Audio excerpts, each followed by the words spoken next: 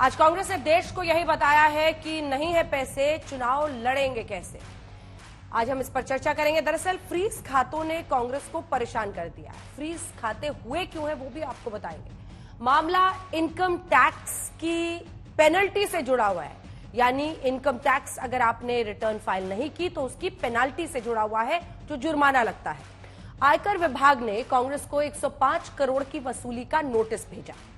फिर आयकर विभाग ने 210 करोड़ की पेनल्टी लगाई। मामला इनकम टैक्स एपेलेट ट्रिब्यूनल यानी आईटैट तक पहुंचा, जो कि एपेलेट ट्रिब्यूनल है जहां पर सुनवाई होती है। अगर कोई डिस्प्यूट हो, कुछ भी लड़ाई हो तो उसकी वहां पर सुनवाई होती है। वहां फिर दिल्ली हाईकोर्ट भी वहां से पहुंचा। दोनों जगहों पर कांग्रेस की अपील और दलील खारिज हो गई। अब विवाद बढ़ गया। कांग्रेस कह रही है पार्टी का खाता फ्रीज है, पार्टी के पास रेल टिकट तक के पैसे नहीं है। हम आपको दिखाते हैं कि कांग्रेस ने क्या आरोप लगाए हैं और बीजेपी ने इस पर जवाब क्या दिया है। कांग्रेस के अध्यक्ष मल्लिकार्जुन खड़गे ने कहा कि यह सत्ताधारी दल का खतरनाक खेल है, तो बीजेपी के अध्यक्ष जेपी नड्डा बोले कि यह कांग्रेस का नैतिक और बौद्धिक दिवालियापन है। राहुल गांधी ने आरोप लगाया कि जो कांग्रेस का खाता नहीं बल्कि लोकतंत्र को फ्रीज किया गया है। बीजेपी ने राहुल के आरोप पर जवाब दिया कि राहुल लोकतंत्र को ही शर्मसार कर रहे हैं, ऐसा ना करें। सोनिया गांधी ने आरोप लगाया कि कांग्रेस के खातों को फ्रीज करना लोकतंत्र को पंगु बनाने की कोशिश है। इस पर पूर्व कानून मंत्री रविशंकर प्रसाद ने जवाब दिया कि अल्प ज्ञान से समस्या होती है। अधिवेशन मुख्य विपक्षी दल का बैंक अकाउंट फ्रीज कर दिया गया है। ये क्रिमिनल एक्शन है कांग्रेस पार्टी के खिलाफ और हिंदुस्तान के लोकतंत्र के खिलाफ। आयकर विभाग की तरफ से कांग्रेस के बैंक खाते फ्रीज करने के मामले में कांग्रेस पार्टी ने सुप्रीम कोर्ट में याचिका लगने से पहले केंद्र सरकार को घेरा और आरोप लगाया कि पार्टी के खाते को फ्रीज नहीं किया गया बल्कि लोकतंत्र को फ्रीज किया गया है। 1 महीने पहले कांग्रेस पार्टी के सारे बैंक अकाउंट फ्रीज कर दिए गए।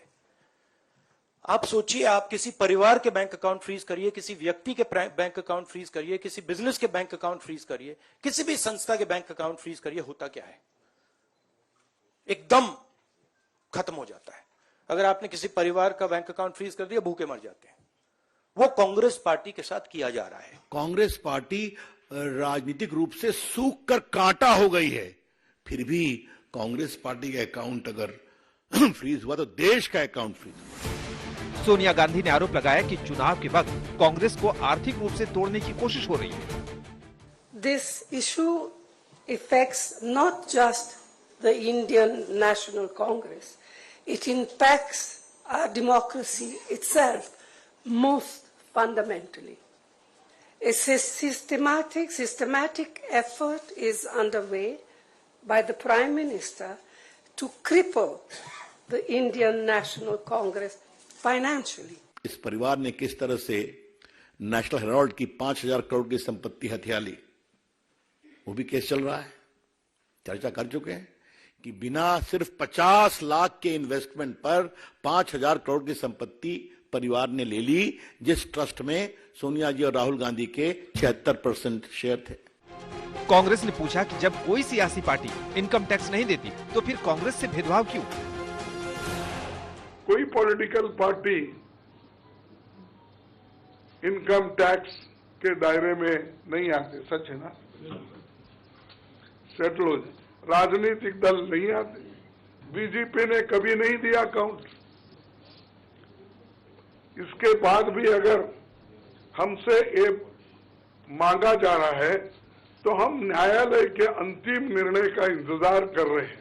इनकम टैक्स एक्ट का एक सेक्शन 13A है जिसमें सही है कि पार्टियों पर इनकम टैक्स नहीं लगता, लेकिन पार्टी को अपना रिटर्न हर साल फाइल करना पड़ता है, जिसमें बताना पड़ता है कि 20,000 तक कितने हमारे डोनर्स हैं, 20,000 से ऊपर कितने डोनर्स हैं। बैंक खाते फ्रीज होने से शुरू हुई बात चुनावी बॉन्ड तक भी पहुंची। सुप्रीम कोर्ट ने जिस चुनावी चंदा बॉन्ड को इलीगल और अनकॉन्स्टिट्यूशनल कहा, उस स्कीम के तहत मौजूदा सत्ताधारी दल ने हजारों करोड़ रुपए से ज्यादा अपने अकाउंट में भर लिया है। भाजपा को 6,000 करोड़ रुपए बॉन्ड के रूप में मिला, वहीं टीएमसी को लगभग 1,400 करोड़ और कांग्रेस को भी लगभग 1,400 से अधिक करोड़ रुपए बॉन्ड के रूप में मिले। सवाल उठता है 9% सांसद और 1,400 करोड़ रुपए आपको बॉन्ड के रूप में मिलता है। किसने आपको ये बॉन्ड दिया है? आप वो सूची जारी कर। कांग्रेस ने निष्पक्ष चुनाव की दुहाई दी और संवैधानिक संस्थाओं से बैंक खाते के इस्तेमाल की इजाजत देने की अपील भी की। मैं देश के संवैधानिक संस्थाओं से अपील करता हूं कि अगर वो फ्री एंड फेयर इलेक्शन चाहते हैं तो हमारी पार्टी को बगैर किसी रोक टोक से बैंक अकाउंट्स का इस्तेमाल करने दे। 5,000 करोड़ रुपए का गबन किया है मां बेटे ने एक्यूज नंबर 1 और एक्यूज नंबर 2 इन नेशनल हेराल्ड केस, जिसके घर के अंदर, कोठी के अंदर केवल एक भ्रष्टाचार से 5,000 करोड़ रुपए रखे हो, तो जो रकम उस कोठी के अंदर रखी हुई है एक इलेक्शन नहीं, पूरे विश्व के इलेक्शन को फंड करने के लिए यथेष्ट है। आयकर विभाग का एक्शन पहले सिर्फ सियासी था, अब चुनावी भी हो गया है। देखने वाली बात होगी कि जनता की अदालत में कांग्रेस के आरोपों का फायदा कांग्रेस को मिलता है या फिर बीजेपी को। आज तक